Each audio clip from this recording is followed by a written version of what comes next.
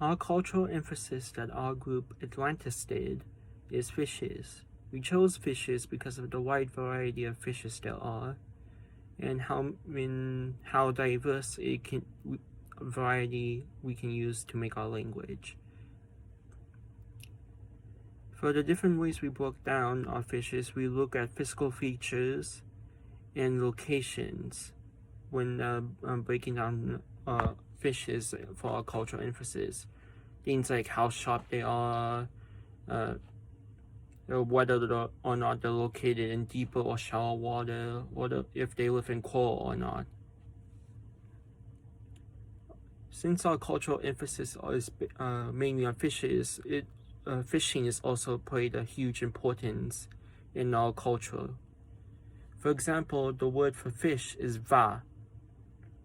So the word for coral, va ka, literally means fish home.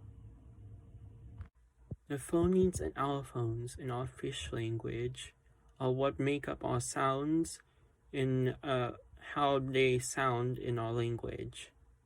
We have 8 consonants and 4 vowels. Our first consonant is a bilabial nasal, ma. Second is a bilabial fricative, va.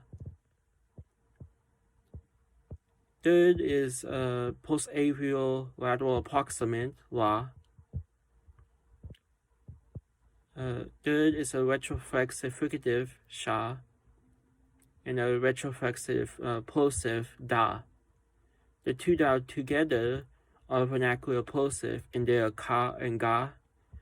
And our last one is a radial plosive, and that's a ah. For our vowels, we have a front closed vowel, which is a e, a closed front middle vowel, which is a back closed mid, which is o, and a front open, which is ah. These sounds are what make up our language. Great. So I wanted to give a small demonstration in terms of morphology and syntax for our language. So I figured that the best way to talk about this would to be having possible conversations that you'd be able to use in our language. So for the conversations I made, it's 2 of them. The first one's talking about bartering for some food, and then the other is pretty much just island safety in regards to living on the island. I'll be giving short translations through it so as to kind of keep everything together, and it's a bit easier to follow. So the first one goes, Mao mie va, or I'm hungry for fish. Ma ila mie a, do you have big hunger? Li, yes. Mao di ma I ila valo, ma di mao vaca. I'll give you a big fish, but you give me coral. Mao gamaka, good deal. Maudima kasha o vakahe ka'a. Do you want me to give you a soft or a sharp fish? Maudima kasha ka. I want you to give me a soft fish. And then for the second one, it's about the island safety. Maugi gama gaka. I will swim in the ocean. Maogi kali gahi. You shouldn't go swim unless you're far from the current. Uga ka ila ela gahi. The ocean is big, the current's small. Basically saying there's nothing to worry about. Ugahi mie, careful, the current's hungry. Hopefully that wasn't too hard to follow, but thanks for listening. Hi guys, I'm going to be going over social differences in our language.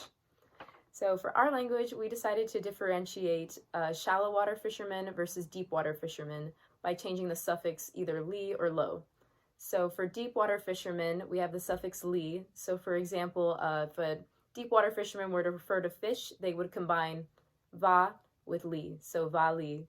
And then for a shallow water fisherman, it would be va lo. Another thing that we decided to differentiate is our greetings and our farewells based on the group of people. So we have kalimaho, which is for a group of men, kalimahi for a group of women, and kalimash for a general group of people. Kalimaho is farewell to men, kalimahi is farewell to a group of women, and kalimash for a general group. The last thing we did was our taboo word, and for us we decided on va vakahe, which in our language translates to pufferfish. So basically that refers to anyone who's spiny, toxic, irritable, terrible, and that is the worst insult that you could possibly give someone. And so people don't really say it in the language. So instead of saying va vakahe, vahe is a more acceptable word to use. And you can say that to people who are being annoying or even tasks that you don't want to do, vahe.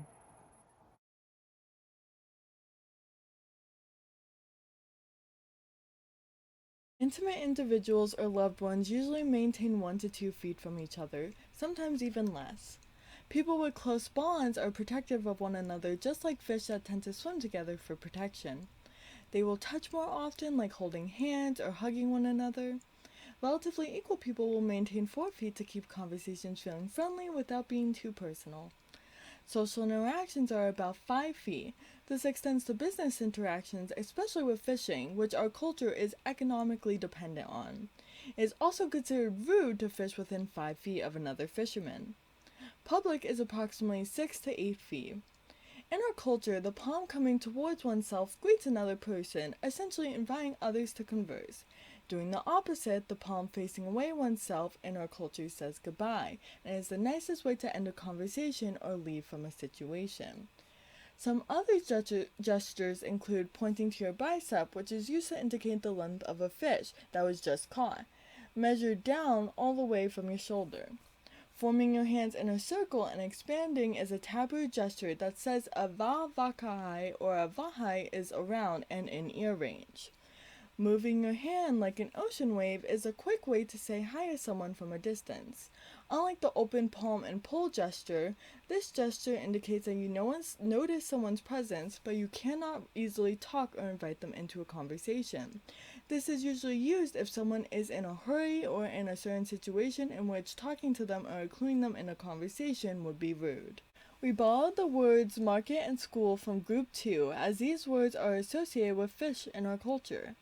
We changed market from dende to dindi, changing the vowels from to e, and school from denlo to deemlo, replacing the alveolar na to the bilabial ma.